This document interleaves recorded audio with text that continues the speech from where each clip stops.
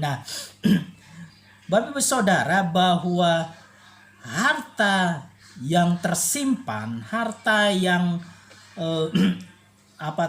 harta karun yang tersimpan sudah disediakan oleh Tuhan di surga. Ya. Ya, pagi hari ini saya ingin membagikan ada 7 berkat rohani atau 7 harta karun, 7 berkat rohani yang telah disediakan Allah di surga. Ya. Jadi Bapak Ibu Saudara, sudah disediakan sebuah harta di surga itu, dan itu disediakan bagi kita untuk kita menerima berkat-berkat rohani tersebut. Ya. Dan bagaimana kita meraih, bagaimana kita mengambil, menemukan harta itu, dan kita menikmati berkat-berkat rohani tersebut. Mari kita akan membuka di dalam Efesus pasal 1 ayat 3 sampai yang ke-14. Ya, ayat kunci daripada Efesus pasal 1 ayat 3 sampai yang ke-4 ada di ayat yang ketiga. Ya. Dikatakan dalam ayat yang ketiga, terpujilah Allah dan Bapa Tuhan kita Yesus Kristus, yang dalam Kristus telah mengaruniakan kepada kita segala berkat rohani di dalam surga. Ya.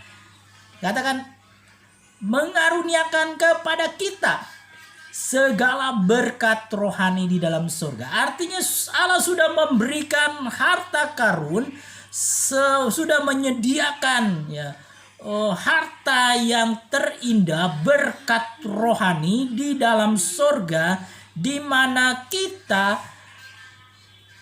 meraih berkat-berkat itu, menerima berkat-berkat ini sebagai sebuah anugerah daripada Tuhan. Ada 7 berkat yang Paulus sampaikan, berkat secara rohani yang Tuhan berikan kepada kita. Ya, Paulus mendorong bahwa umat Tuhan fokus daripada orientasi daripada kehidupan iman percaya kita adalah kepada hal-hal yang rohani, hal-hal yang spiritual. Hal yang jasmani, hal-hal yang sifat lahiriah itu akan mengikuti daripada ketika kita fokus orientasinya kepada hal yang rohani terlebih dahulu. Ya. Nah, 7 berkat itu apa saja? Poin yang pertama, berkat yang kita terima ketika kita ada di dalam Kristus, ketika kita tinggal di dalam Yesus. Berkat yang pertama adalah berkat pemilihan Allah. Ya. Dikatakan oleh Rasul Paulus di sini, dikatakan 4, sebab di dalam Dia Allah telah memilih kita sebelum dunia dijadikan supaya kita kudus dan tak bercacat di hadapannya. Ini adalah sebuah pemilihan Allah di mana ada peran pengetahuan Allah, Allah yang Maha Tahu mana orang yang dipilih, mana yang tidak terpilih. Itu ada dalam pengetahuannya Allah. Ya, kalau ini berbicara tentang pemilihan ini, memang terjadi sebuah pertanyaan, banyak pertanyaan. Ya, kalau kita membahas tentang pemilihan Allah, orang bertanya bahwa kalau misalnya Allah itu memilih kita, bagaimana dengan orang yang tidak dipilih? Ya. Kenapa mereka tidak dipilih? Jadi seperti ada pertanyaan ketidakadilan Allah. Ya. Ternyata bukan masalah ketidakadilan, tetapi berbicara tentang kemahatauan Allah, bahwa Allah memilih kita oleh karena Allah melihat ketika Injil itu datang kepada kita, Injil itu disampaikan kepada kita, Tuhan tahu bahwa kita akan memberikan respon. Tuhan tahu bahwa kita akan mengalami pertobatan. Ya. Jadi pemilihan Allah itu didasarkan pada pengetahuan akan Allah tentang respon kita, kehendak bebas kita untuk memilih Kristus. Ya. Jadi ketika Allah memberikan anugerah. Allah tahu bahwa Anton, Freddy, ya keluarga Kosecing semua, ketika Allah menawarkan kasih karunia ini, kita akan mengambil anugerah itu. Ya, kita akan menerima anugerah keselamatan itu. Tetapi orang-orang yang dalam pengetahuan Allah, mereka akan menolak meskipun ya, sudah diberitakan Injil berkali-kali, diberitakan kasih karunia, dia tetap mengeraskan hati. Ya. Jadi Allah tahu bahwa Bapak Ibu Saudara dipilih oleh Tuhan. Katakan bahwa bukan kamu yang memilih aku, tetapi akulah yang memilih kamu. Ya. Artinya Allah yang memilih Bapak Ibu Saudara dan saya. Ini sebuah anugerah, ya, sebuah kasih karunia yang Tuhan berikan.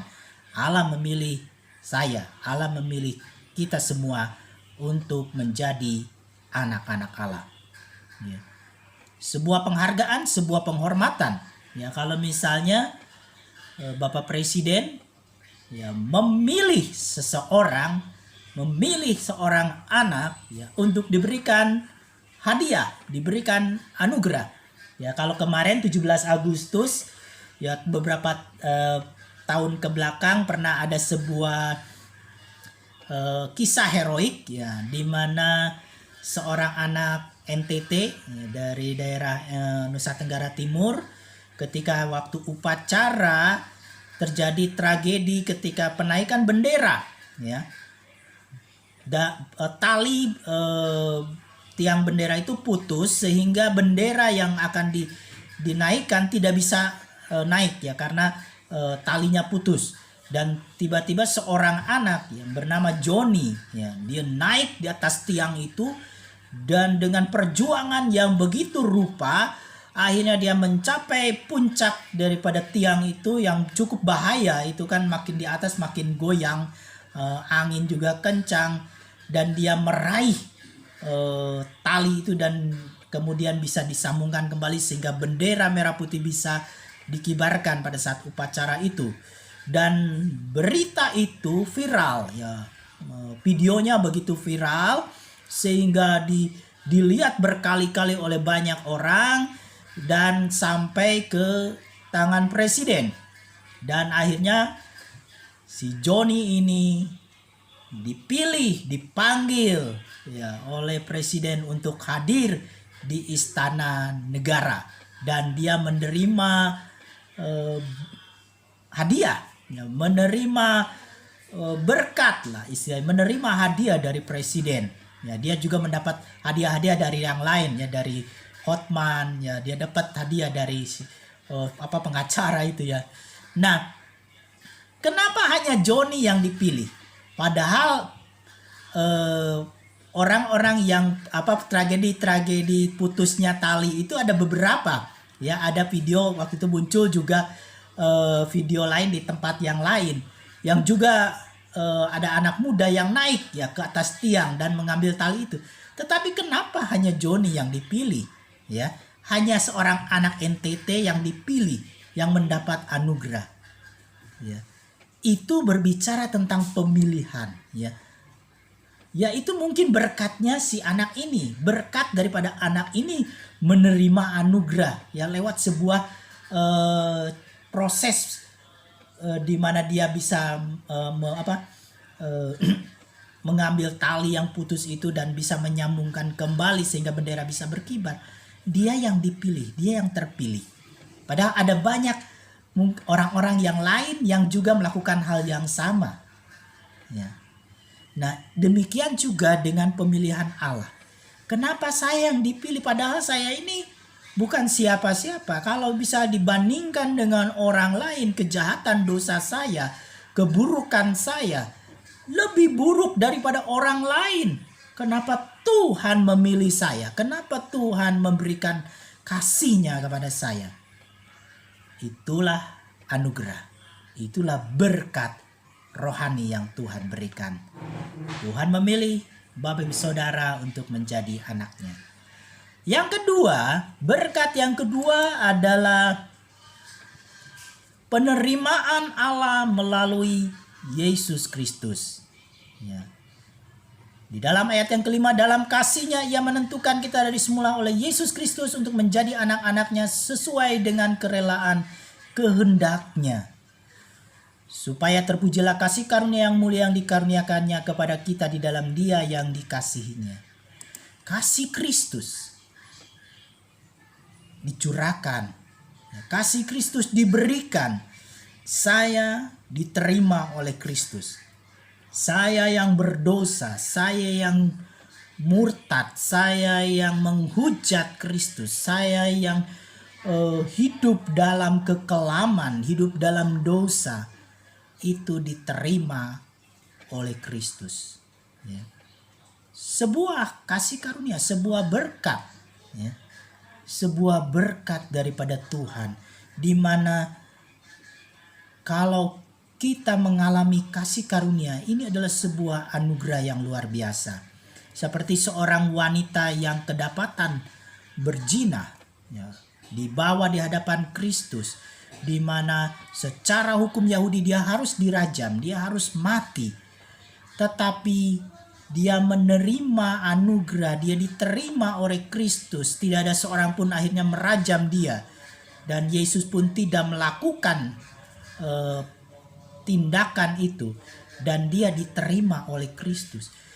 Wanita ini merasakan kebahagiaan luar biasa. Dia dari seorang wanita yang kotor, wanita yang najis, wanita yang disisihkan oleh orang lain, wanita yang dicibir, dihina sebagai sampah daripada masyarakat. Tetapi dia diterima oleh Kristus. Dan apa yang diperbuat oleh wanita ini ketika dia diterima oleh Kristus? Dia kumpulkan uang, dia bertobat, dia mengumpulkan uang membeli minyak yang mahal sekali. Ya, mungkin dia mengumpulkan beberapa lama, pelayanan Yesus 3,5 tahun. Mungkin 3 tahun dia kumpulkan uang untuk membeli minyak narwastu yang mahal. Dan saat menjelang kematian Kristus, dia datang kepada Kristus, dia pecahkan minyak narwastu yang dia beli itu, dan dia minyaki kaki Yesus, kemudian dia lap kaki Yesus dengan rambutnya. Seorang Maria Magdalena, wanita yang kotor, dia diterima oleh Kristus. Dia mengucap syukur, dia bersyukur, diangkat dari sampah menjadi barang berharga.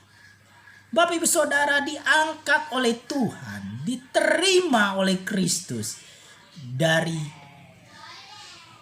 mungkin kita bukan pendosa yang seperti wanita itu, ya mungkin kita hanya bersifat nakal dalam masa muda kita, tetapi di hadapan Tuhan dosa kecil atau dosa yang lebih besar sama saja. Ya, di hadapan Tuhan kita berdosa. Ya, tapi sebuah anugerah datang kepada kita, kita diterima oleh Kristus. Hendaklah kita bersyukur, hendaklah kita mengucap syukur. Karena kasih karunia Tuhan, Tuhan beri kesempatan untuk kita diterima kembali kepada Kristus. Lalu berkat yang ketiga adalah kita menerima pengampunan dosa. Tadi sudah dijelaskan bahwa kita diterima Kristus. Ada proses yang kedua adalah pengampunan dosa. Dosa yang begitu banyak, dosa yang tidak terhitung, baik yang kadang kita lakukan dengan sengaja maupun yang tidak kita sengaja. Tuhan memberikan kasih karunia, memberikan pengampunan atas dosa-dosa yang kita perbuat. Setelah kita percaya kepada Kristus, kita dilepaskan dari belenggu dosa, bukan berarti kita lepas dari salah, ya. Kita sudah dikuduskan, kita menjadi orang kudus yang masih bisa berdosa, masih bisa bersalah, ya. Kalau kita sebelum percaya kepada Kristus, kita statusnya adalah orang berdosa, ya. Orang berdosa yang memang selalu berbuat dosa. Tetapi ketika sudah menjadi percaya kepada Kristus, status kita berubah jadi anak Allah, orang yang dibenarkan, orang yang kudus. Tetapi sebagai anak Allah, tentu anak Allah itu masih bisa nakal, masih bisa berbuat kenakalan terhadap bapaknya. Seorang anak, status anak masih bisa terkadang dia melakukan hal-hal yang keliru karena belum sempurna, belum dewasa. Ya, ada proses di dalam pendewasaan iman kita.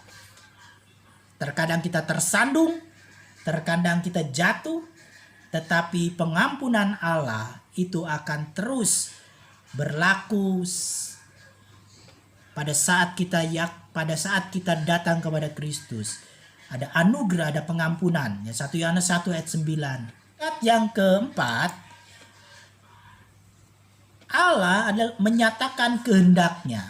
Ada penyataan kehendak Allah kepada umatnya. Tuhan memberikan kehendaknya lewat firman Tuhan, lewat Alkitab yang tertulis. Ya. Itu adalah kehendak Allah yang tertulis, yang terbagi dalam 2 perjanjian. Perjanjian lama, perjanjian baru, yang jumlahnya 66 kitab. Ya. Perjanjian lama 39 kitab, perjanjian baru 27 kitab. Itu berisi tentang kehendak Allah di dalam menjalani kehidupan kita. Kita diberikan anugerah untuk menerima kehendak Tuhan, melakukan kehendak Allah di dalam kehidupan kita, melakukan kehendaknya untuk kita berjalan ya sesuai dengan rencana Allah. Justru di tengah perjalanan hidup kita harus melakukan kehendak Tuhan sehingga kita mengurangi kesalahan-kesalahan yang kita perbuat dan kita memperbanyak melakukan kehendak Tuhan. Ya. Kalau ada salah sedikit, maka kita segera bertobat. Dan sepanjang waktu tadi kalau kita saya sudah membahas tentang kronos hidup kita. Maka sepanjang waktu hidup kita, maka kita harus melakukan kehendak Tuhan sampai kita kembali kepada Dia. Anugerah kehendak Tuhan tidak diberikan kepada semua orang. Ya. Kehendak Tuhan tidak diberitahukan kepada semua orang, tapi khusus anugerah ini diberikan kepada Bapak Ibu Saudara dan saya yang menerima Yesus Kristus. Ya. Berkat yang kelima, kita beroleh persekutuan dengan Kristus. Ya. Bahwa kita disatukan, kita menerima kasih karunia untuk kita mengalami persatuan dengan Kristus sebagai kepala segala sesuatu. Dalam ayat yang ke-10, sebagai persiapan kegenapan waktu untuk mempersatukan di dalam Kristus sebagai kepala segala sesuatu, baik yang di surga maupun yang di bumi.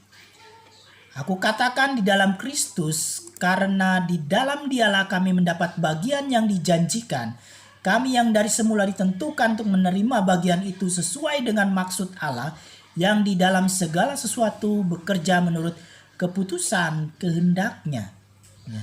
Kita menerima persekutuan dengan Allah. Kita menerima bagian, ya, kesatuan dengan Kristus sebagai tubuh Kristus. Dia kepala dan kita adalah anggota-anggota tubuh Kristus. Kita menjadi gereja, menjadi bagian daripada tubuh Kristus, di mana satu dengan yang lain menjadi utuh, ya. Bangun, rapi, tersusun, ya. Menjadi bangunan yang kokoh.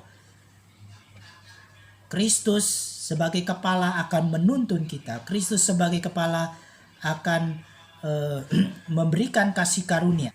Nah, ini berkat yang kelima, ya, persekutuan dengan Kristus. Berkat yang keenam adalah warisan hidup yang kekal.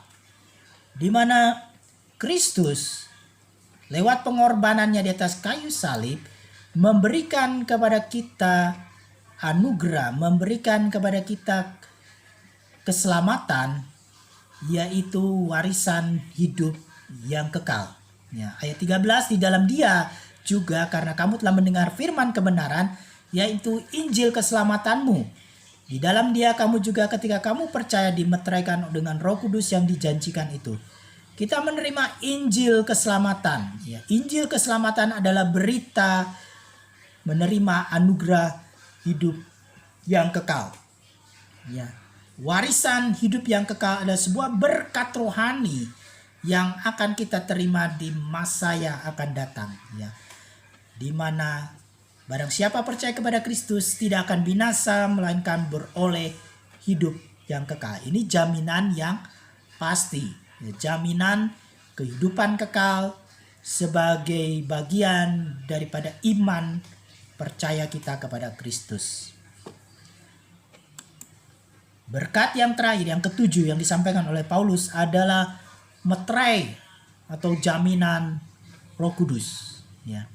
Kalau kita membuat sebuah perjanjian, ya, perjanjian jual beli rumah, jual beli tanah, jual beli barang-barang berharga, tentunya antara pihak pembeli dan pihak penjual harus dibubuhkan tanda tangan perjanjian bahwa kita sudah membeli rumah atau tanah yang kita inginkan, dan penjual juga sudah menerima uang daripada kita hasil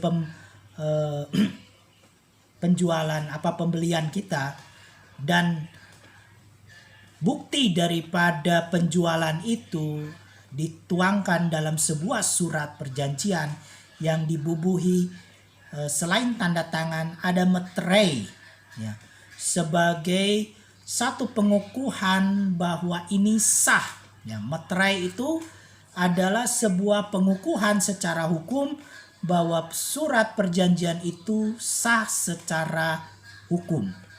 Ya, kalau kita membuat sebuah perjanjian hanya tanda tangan saja, maka nilai kekuatan hukumnya sangat rendah. Ya, meterai itu diproduksi oleh pemerintah dan sebagai diundangkan dalam undang-undang. Ya. Ketika seseorang membuat sebuah perjanjian di atas meterai, maka kekuatan hukumnya itu mengikat. Ya. Itu bahkan dibuatnya pun bukan perjanjian antara penjual dan pembeli, harus juga di depan seorang notaris atau seorang ahli hukum ya istilahnya. Dan ketika kita membubuhkan tanda tangan di atas meterai, maka surat itu menjadi punya kekuatan hukum. Nah, ketika kita juga menjadi percaya kepada Kristus, kekuatan hukumnya apa? Ya, bahwa kita menjadi milik Kristus, bahwa kita diterima oleh Kristus, bahwa kita diampuni dosanya oleh Kristus. Kekuatan hukumnya adalah Roh Kudus tinggal di dalam diri kita. Kekuatan hukumnya adalah Kristus menyertai kita.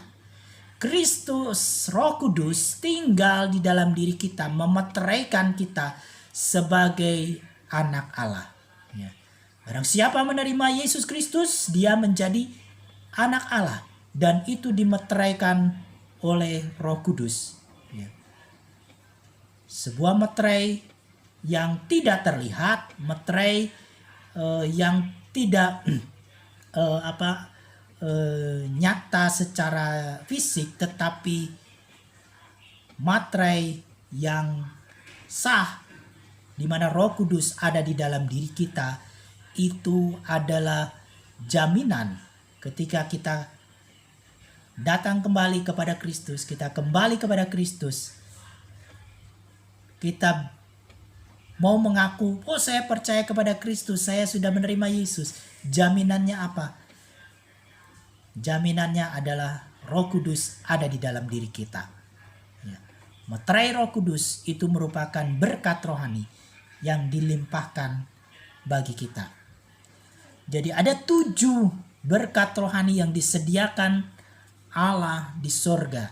Yaitu yang pertama pemilihan Allah, yang kedua penerimaan Kristus, yang ketiga pengampunan dosa, yang keempat penyataan kehendaknya, yang kelima persekutuan dengan Kristus, yang keenam warisan hidup yang kekal, dan yang ketujuh meterai dan jaminan Roh Kudus. Ya. Biarlah firman Tuhan ini boleh tertanam di dalam hidup kita, bahwa kita boleh menerima berkat-berkat rohani yang Tuhan sediakan bagi kita. Tuhan memberkati. Ya. Terima kasih Tuhan, terima kasih buat firman-Mu pada hari ini Tuhan.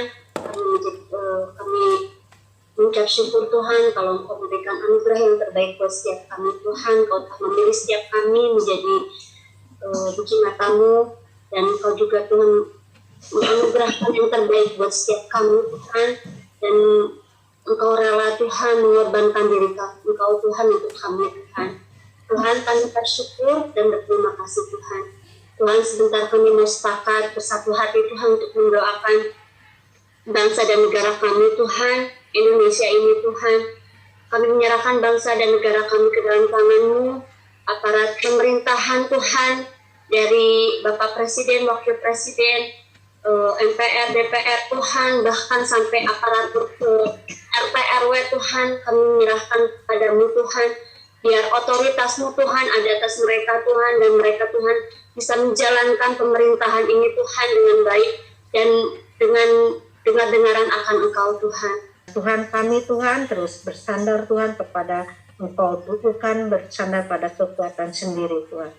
Tuhan, kami berdoa Tuhan untuk Goshen Tuhan, berikan Tuhan kesatuan hati Tuhan, berikan Tuhan sesuatu yang Tuhan yang punya rencana bagi Goshen Tuhan.